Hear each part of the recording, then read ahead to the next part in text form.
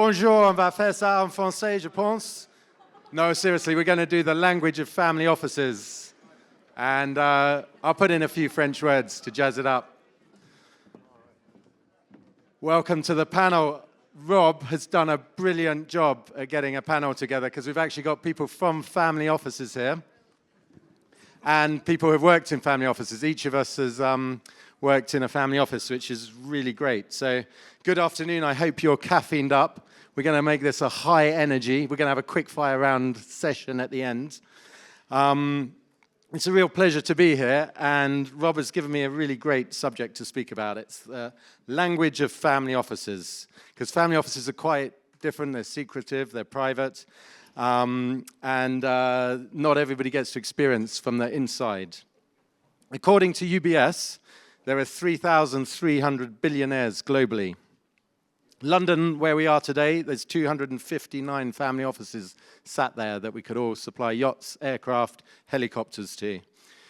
Across the world, there are 8,000, and I think that statistic, as from the previous panel, the Fedship said, we're doing a good job, but we're not doing an excellent job. There's only 5,500 super yachts, or 6,000.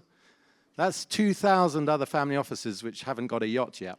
So something to focus on there. So we're noticing in professional services it's taking longer to make decisions because we're now part of a family office ecosystem. You'll see trustees, lawyers. If you're a lawyer, put your hand up. See how many lawyers have got. Yep, you see.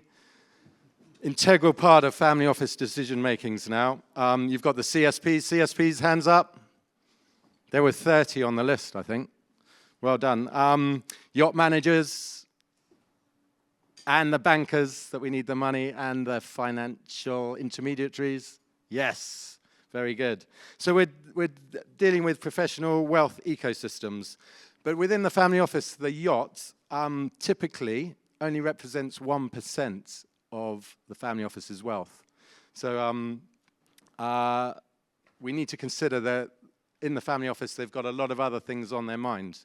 And if you want to learn about the aircraft side, Rob and Alistair do an excellent corporate jet investor event that's worth attending too. So end of plug for that one. But we are putting up a slide, I think. Are we putting up a slide on about talking to people who care and hiring someone with family office experience? Because someone has said it's a game changer for their yacht brokerage.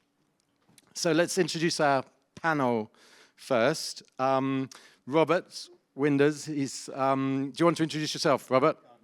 No. Okay, I'll do it for you.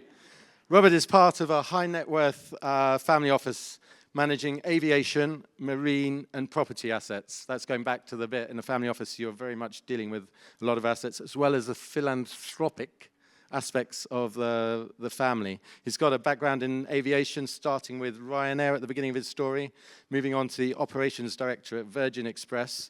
And he has founded his own airline called Yachts. Is that right? Did I pronounce it right? Good. Correct. Excellent. Nick Arnold. I've worked alongside Nick and in the industry with Nick for a long time. Do you want to introduce yourself, Nick? Well, everybody knows who Nick is, but... No, you crack on. Okay, I'll go for Great it. job. So Nick is UK head of JTC Private Office, which is a listed company. You can buy shares in it. Yes? Yes, get them while they're hot because they're going soon. She's former PwC head of luxury assets, where I worked very closely with her. She's also ex-Deloitte like myself, and she's a chartered accountant. So let's not major on that bit. Okay. We've got Felicia Andjel, Chief Commercial Officer at Kitson Yachts. Previously worked for inside a Russian family office and an Indian family office. We cross over on one of the yachts. So big, some of the family offices, we don't deal direct, but in the big circle of life, dealing with the aircraft and the real estate as well. Carmen Stratton, senior advisor at Nicholsons Asia, 20 years of yachting experience, also as owner's representative, and also in yacht management, a broker, and experience with Asian family offices. So we've got the global family office sector here. Myself, some of you probably know me. I used to work with Russia's richest lady, which was a wonderful experience. I worked with one of Germany's wealthiest families in Monaco, and I've been with several multifamily offices. I'm now with Martyn Fiddler. I oversee and work with my colleagues here on a fleet of aircraft. We also have some yachts, and I have my fingers in other pies. We're about to launch a Tinder for yacht brokers. It's called Off-Market Boats, so watch your space. It will be coming up. So let's get into the panel and unpack this. What is a family office, and what do they want? Let's start with Nick. Okay, let's kick off with a good all-round question. What's a family office? Who knows? I've worked for family offices for a lot of my career and inside family offices, so I know that you get a massive range. I spent a lot of time working for a Russian family office that, frankly, was just a one-man band. Not that you would have been able to really see it from the outside, but the classic, the UBO's old school friend who was the only person that he trusted. So this poor chap, who's actually one of my favorite people in the world, ran around the whole planet, giving everyone a hard time. But it really just was one person with a couple of good PAs.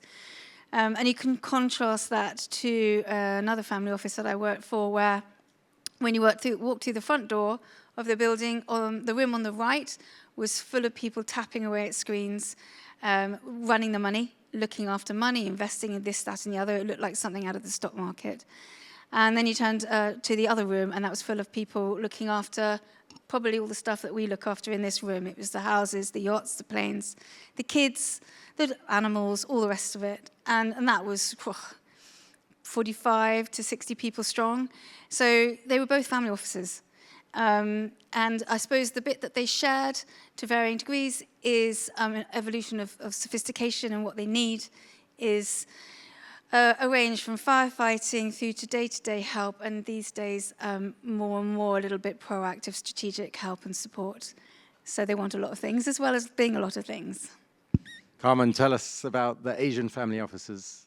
From a brokerage firm point of view, working with family office is definitely a great asset, because the first thing I think when a client come up to you and say, hey, Nick, I want to buy a yacht, then they will go, what? Why? So for us as a broker, it's good that you get this two question clear, because then that is a very emotional, buying a yacht is a very emotional process. So having that clear and putting it into yacht and in an investment or assets management point of view, it's very interesting, because at the end of the day, to summarize, a yacht is a floating asset surrounded by salted water in a large variance of different weather, managed by human. So under this 5 different spectrum, there's a lot of unknown. I remember one of your questions is, can we do a yacht management or a maintenance for 5 years instead of a year? So with all these unknown, you can have a very broad, wide variety of a ballpoint figure, but to be precise, it's very difficult. And the assets we can provide for the family office is quite often the number, and avoid to be too general, because every yacht is different, every contract is different. And from my experience working with family offices, depends on what perspective we bought into, under what scenario we put into the picture. A charter is much more simple, but when we're talking about a new build or an existing project who had issue, then it obviously take a lot more time and understanding to get a whole picture of what's happening. Perfect. Robert, right in the middle of the family office at the moment, dealing with multiple assets. Tell us about it. You know, I'm doing it 20 years and I still don't know what it is we do. I think for me, it seems to be that we're a jack of all trades in the office, but like a master of none. And that's why we need the support of all these people out here, and various things. And it's just about managing that and making sure that the family get the best value for money and the best representation on everything. And that's it. Yeah. Felicia? Yeah, I'm going to answer that question actually with sort of the reverse to Robbie, having worked with Robbie, in that what I think is interesting within family offices and specific to yachting is that we're seeing a migration of expertise into family offices with people like Robbie. And so these expertise that we would have collated and amalgamated a lot of information from brokers and management companies and other advisors, we're seeing, when I started within family offices 15 years ago, this job that Robbie and I did, this head of operations for a family office, didn't really exist. I really struggled to find anyone else that did this role. But now I'm seeing far more people within these curated family office settings that are doing this multi-asset management role across aviation, philanthropy, as you mentioned, investment, and yachting. So I think that's an interesting change, and I think that'll only progress as the years go by and family offices get more established. Excellent. Thank you for that insight. And then so my next question is, how does a yacht sit within the asset classes? I've talked about my family office. It was only 1% of the value, yet the chief staff are running around dealing with investments one minute, and then they're like, oh, we've got to go down to the yacht and speak to the yacht manager. And in your experience, does a yacht sit, and what function does it serve in the family office? Are you going to sing in order? Yeah. Okay, fine. Go around in the circle. This is good, because I want to come back to something Felicia said later. So how does it sit? Well, it's one of the assets, and it's quite interesting. I took over the head of a family office a while back from a really, really nice gentleman who had been taken on in the classic way, where he had worked in the business. He had built up trust. And when the business did an exit, the patriarch said, come on in and lead my family office for me. So he said, yeah, cool, that'd be great. And about 2.5 years after that, he's the most exasperated person on the planet, because he's trying to manage the yachts, planes, art, etc., and they don't make any sense. He's trying to I think it was Racket said earlier that they are small businesses, so he was expecting to run it as a small business, but the bit he hadn't actually counted on was the fact that the family don't make any rational decisions when it comes to this asset class amongst all the other things. So he's tearing his hair out. And I suppose I said, well, I've made a whole career out of trying to deal with people that don't make any sense and trying to make the best of it. So they're there and they're important, and to Felicia's point, the professionalization of them is going up, but you'll always have to deal with them with a slight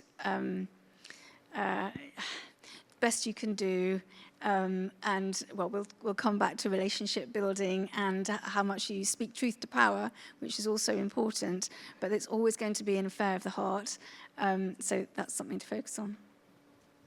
Carmen, in the Asian family office, what? I think Asian one also 1% of assets, but 99% of joy, happiness, experience, and family being together, cocoon in one space, and have that intensive 10 days together where they truly spend time with each other from day till night when they have the luxury to be on a yacht at the same time together. So putting that in a perspective, I think that's, yes, it is, although it is 1% of the asset, but probably that rare 1% that they can touch, they can experience, and they can feel. Yeah, feels much better than an investment or US Treasury bond at the moment, yeah? Yeah, like I guess what everyone says, it's a very emotional asset for the family. It's kind of, it's their escape. It's where the family get to spend time together, privacy, security, and just being able to spend time with the various generations, and to invite their select friends on board where they can just let their hair down. And that's what the yacht is for my family anyway. Yeah, I'd echo the same thing. The first family that I ever worked for back in 2010 and worked on a 50-meter Rossi Navi construction. I remember within the family office, everybody having a really rough time and having to answer, difficult questions. And, we'd get to the end of the day and the principal would call me in and we'd have a discussion about the yacht. And you could just see the sort of weight lifting from his enjoyment of the process and the experience of building this yacht. And it's a bonding experience, I think, and it builds trust very quickly. So although it might be a small component of the portfolio, it's a very important one for the principals. And it sets the tone of the family office. I've been in a family office, we've literally counted the amount of money they spend on Snickers bars, on the fuel of the cars, right down to the micro level. But at the big picture behind in the family office, whether it costs 5 million or 7 million, they're not interested, but they want to see the control in the, on the management of the boat. And so that leads on to my next question is, how do you buy a yacht you can actually afford to run? Well, I mean, I suppose we've just talked about the fact that there are emotions of the heart, or there are assets of the heart, but none of our clients have got rich overnight without applying some attention to the financial detail, and that is, they will always come back to that. And they might do that with more and more forensic analysis after they've got into the operation of owning it and realize that someone keeps asking them for checks. And there are more checks than maybe they expected at the time. For me, sorry for the brokers or the charter brokers in the room, but that promise that the yacht will pay for itself and that you are going to be able to use your yacht or your plane or your helicopter for free, inverted commas, because you'll get so much charter income, it's pretty much covers itself. I have one yacht that does a pretty good job at breaking even, but the magic that someone says you will be able to bring in more money, and so you won't even have to put your hand in your pocket, is not the place to start. And I think that everybody would avoid a future headache if everyone was a bit more realistic at the beginning and say, we're going to give you the best experience you can, but this is an expensive asset. And yeah, if you could ask someone to buy a slightly smaller yacht so that the whole payment piece was less painful, then that would be great. I know it doesn't always work like that.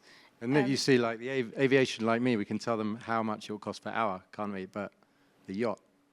I mean, I'm doing some forensic analysis after the fact at the moment, and it's pretty hard to get under some of the numbers actually. And I thought we were on top of the numbers, but when you really drill down, you know, so we talked about transparency earlier, and I think that if we could be a bit more transparent about that, then there'll be a lot. We have the illusion of control. We're doing monthly accounting, but a yacht is really on a 5-year timescale. You've got the 5-year survey, you've got your annual costs, and it's a seasonal asset as well. I had one owner, he was really angry with the yacht crew because he'd just spent 80 grand of fuel in 1 month. And he's like, why are we spending so much this month? And I'm like, well, so you used it pretty much every day. And in the winter, it's been sat there doing nothing. So. And ultimately, I worked for somebody who, when I joined them, they had a yacht, they had a plane, and they had a helicopter. And now they don't have any of those. And it's all because they were sold a sort of a billing story, and actually they got fed up and just wanted to offload them all.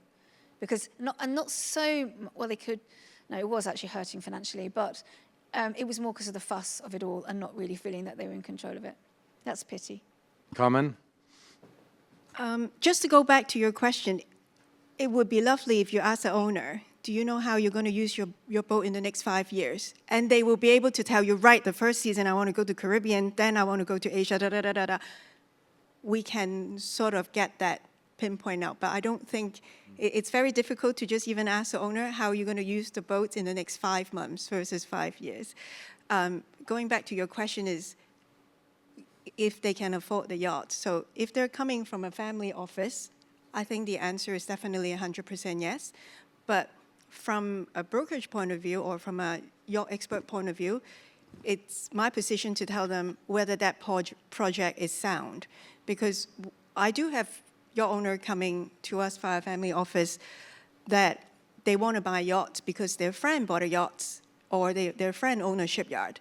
Then I go, okay, that's a start, but have you read the contract? Do you understand who you're dealing with? So it's flip the question around, is whether that project is actually fit their portfolio. Robert, tell us about your family can afford the yacht, definitely. But tell us more about So I think it's not really a question of can you afford the yacht. I think it's for the whole industry. It's how can you make yachting affordable for the people who buy it? Because I think there's a huge creep in costs now for a whole load of different things. And the first primary one that I'd say is crew, yacht crew. Salaries are going through the roof. The terms that you employ them on, like they're on rotation. I had an argument with one of my captains recently where he wanted to go 2 months off, 1 month on.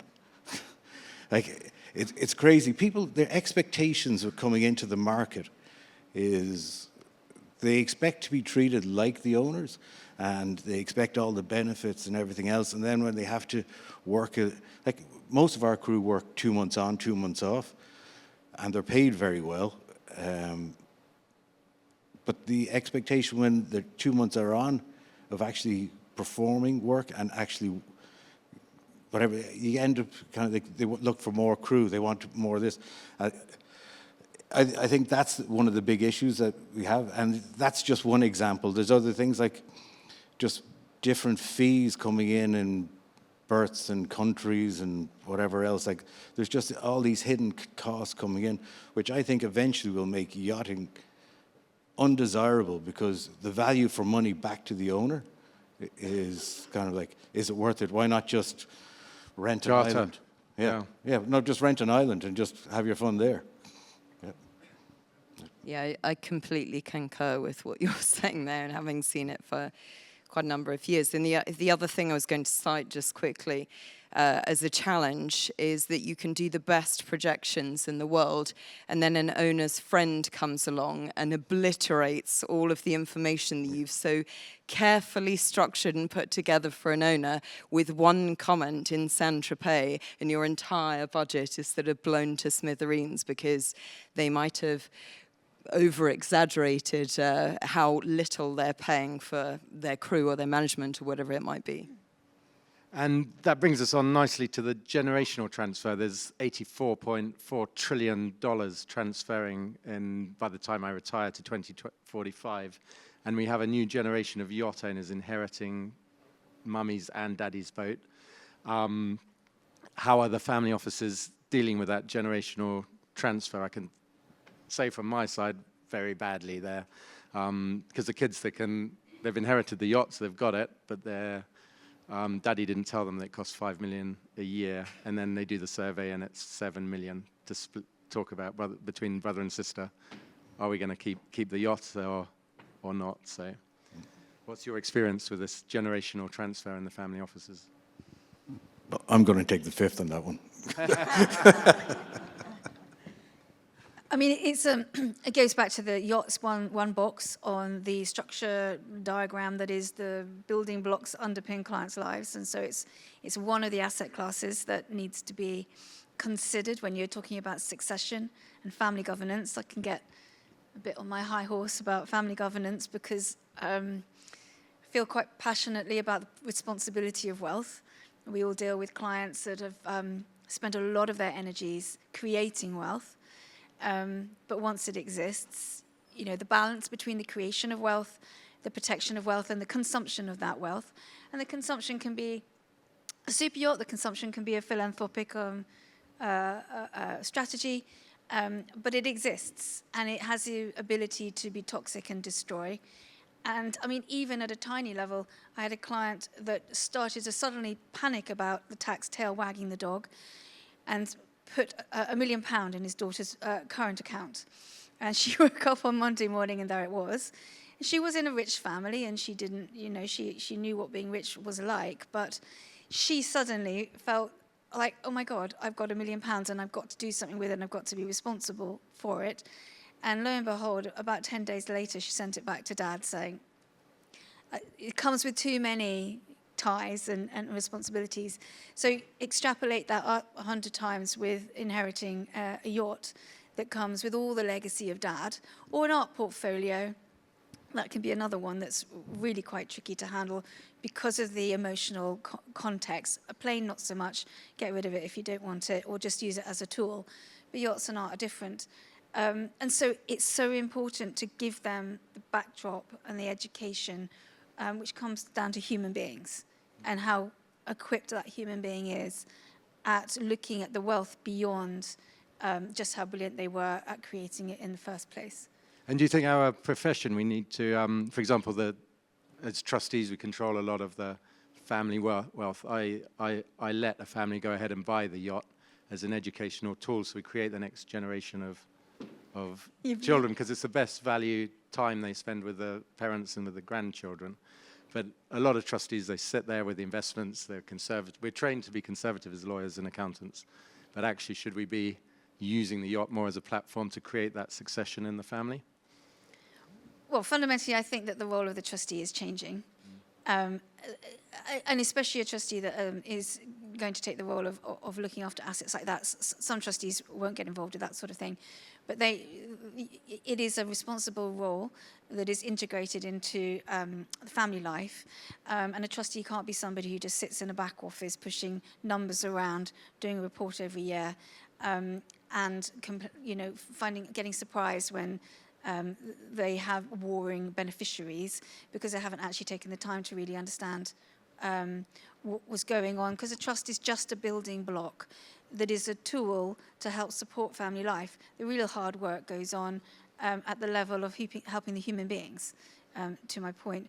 I mean, I don't know about a yacht being an educational tool as such, but it is a thing. And I mean, the best succession story I have is when Dad died. There was a little bit of, I hate this yacht. It's all it represents to me, from the children's perspective, is being shoved on this boat where I can't get away from my parents and everyone's rowing. Another sibling saying, no, this is Dad's legacy. We've got to keep it going. This is brilliant. And that I thought that was going to end up being a real issue. And the thing that changed it and brought it all together was Mum said, just a second, have you realised that we can bring all the animals on board now? Because Dad would never have let any of that. So suddenly they had their first trip on. They bought about 3 cats and 4 dogs. I don't know how many there were. But it really bonded them together and thought, actually, we can make this our thing now. And then the discussion about the money and the refit did come, and that was quite an eye-opener. But at least it's looking at the yacht through a different lens by the time they got to that conversation. Carmen, with the succession, the Asian family office? Yeah, I think at the end of the day, there are family office who reach out to us and say, they don't want to pass on to the next generation because they might not understand how to run it, or they don't want to pass the burden to the next generation. Then to us is, please sell it for us. So what's the fair market price? What's the best place to place the yachts? Should we reduce the yachts, the amount of crew on board, and how? So we will give them that sort of advice. Yeah. You're going to plead the fifth? I'm still taking the fifth.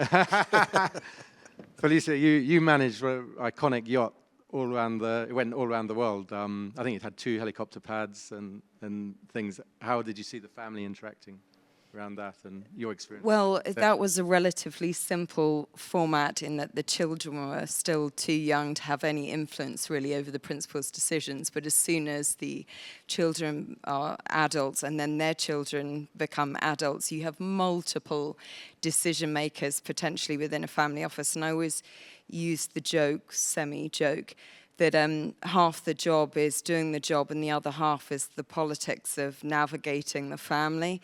And actually so much of what it takes to be successful within a family office is that kind of social or emotional intelligence, where you know who is the right decision maker for what. And the last thing I'll say is never underestimate how much influence those younger generations have, particularly since COVID, where we've seen this boom in yacht purchase and charter. Well, that's because people want these amazing experiences. And who are the people that are absorbing all of this information, looking at their phones on Loon and other yachts with, busy social media accounts? It's the kids. And they're going to their parents and saying, "It's what we want to do." Yeah.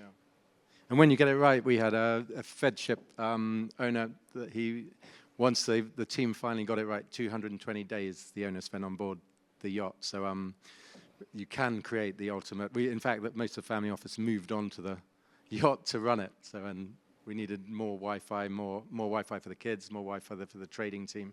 So we can get it right, and I think we should. So I'm going to go to a quick fire round. In the family office, is the yacht or the business aircraft? Which one gives the biggest headache? This one is simple. Can I answer? Yacht. Yacht. Just because I was looking at the figure, the number of yacht builders in the world, I think there's roughly 250 to 300. Jets, less than 15. Yeah. And the volume, the size, the longest you can fly on a jet is now 21 hours. The longest you can stay on a yacht depends on the size. It could be 21 months. It could be much longer. So the variance, it's so much more. You can't plead the fifth on this one. Yeah, no, I'd agree 100%. Like, yeah, the yacht is. I think with a yacht, a yacht is like a hotel. It's 24/7. Even when the family are off, you're still operating. It's still working. An aircraft, you land somewhere, you turn it off, and that's it. It's fine. The engineer comes and fixes it. No more problems. Yeah. Felicia? Yeah, there's a formula and a structure to aircraft operations that doesn't exist in the same way within yachting. So without a doubt, it comes with much more complexity, particularly when you're dealing with fully custom build projects, one of a kind. Okay, the next one. The 3Ds. What's the biggest threat to a family office? Divorce, death, or depreciation? To the family office or the yacht? To the family... The family office. Well, that's death. Yeah. Definitely. Divorce, definitely your money, but the family office, the death. For us at the moment, it's depreciation. Yeah. Yeah.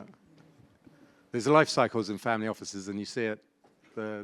Dealing with the UBO who moves to Monaco, passes away, and then dealing with the children and the grandchildren, and how the yacht flows through that chain. Next quickfire one. We'll get really gritty here. Which is harder to manage, the UBO, his spouse and partner, the mistress, the children, or the pets? Go for it, Nick. I think you've missed off the head of the family office. That's who I'm most scared of. It's interesting. In Monaco, a lot of them are previous private bankers, so they've managed a family wealth and they transfer into it. And a banker, we love them for the money they can lend us and the way they manage investments, but running yachts, helicopters, and having the attention time span to deal with, like the heliports, as we've got to call it now, it's difficult, isn't it? Yeah. And depending if they're a lawyer or an accountant, they come from different angles as well. Are you finding that? I think the hardest thing to manage is expectations. That's very true, yeah. Yeah. Nick covered this one. I'm going to ask it just to be gritty. Can you make money from charter? Because I get asked it every month. Go on. Well, you can bring money into the system. That's quite useful. It's not to be belittled. As long as you bring in more money on any particular charter than you spend on it, that's got to be a good thing. But I mean, I'm going to add to this. Yes, you can, but you need to listen to the advice that you're given, and you need to make the right selection of yacht. There are some yachts that just there isn't market appetite for, and there are other yachts that I see, particularly at Kitson, we're US-centric, and so almost our entire client base is US. And we have highly commercial owners that buy because we know and they know that these yachts are going to charter without us even almost having to go to market. So buy the right yacht and have the right broker on board giving you the right advice if you have a commercial interest in your asset. Perfect. Excellent. We're out of time. Are there any questions? Or should we go straight in then? So I'll round that up. I'd like to thank, because it's the Super Yacht Investor, because to get family office people up here, they're incredibly busy. It's one job you never really get to sleep much. And just to remember how badly it can go wrong. My ancestor spent 1/4 of the British tax budget building a yacht, which led to a civil war in the United Kingdom. And King Charles eventually lost his head because he'd bought Sovereign of the Seas. So going back to Jamie Edmondson, why there's no shipyards in England, it's my ancestors' fault. So sorry about that. That's when you get mission creep, variation to contracts, and turning a yacht into a battleship. But so don't get as badly as wrong as my ancestors speak. I think building the team, every panel, people say get involved early on. It was really interesting, the helicopter panel. You have to get experts, as many as possible, around the table. And I think just to reflect on something that Felicia said at the beginning, because this is about family offices, she mentioned about how they're professionalising and that bringing people in from the outside both ways round. For I suppose, our ecosystem, understanding that they are becoming quite sophisticated institutions and they're going to be asking more questions and holding the industry to account is probably one of the biggest messages to leave with everyone's got to up their game, including us. Yeah, we need to up their game, yeah. They count everything, including Bloody do. stars, yeah. Thank you very much. Oh, there we got one. Favourite yacht brand? All right. Well, it's not just one yacht. You've got to have a Fed ship and a Lursen and an Amels, haven't you? And a Heason. That's how it goes. Yeah. Sorry.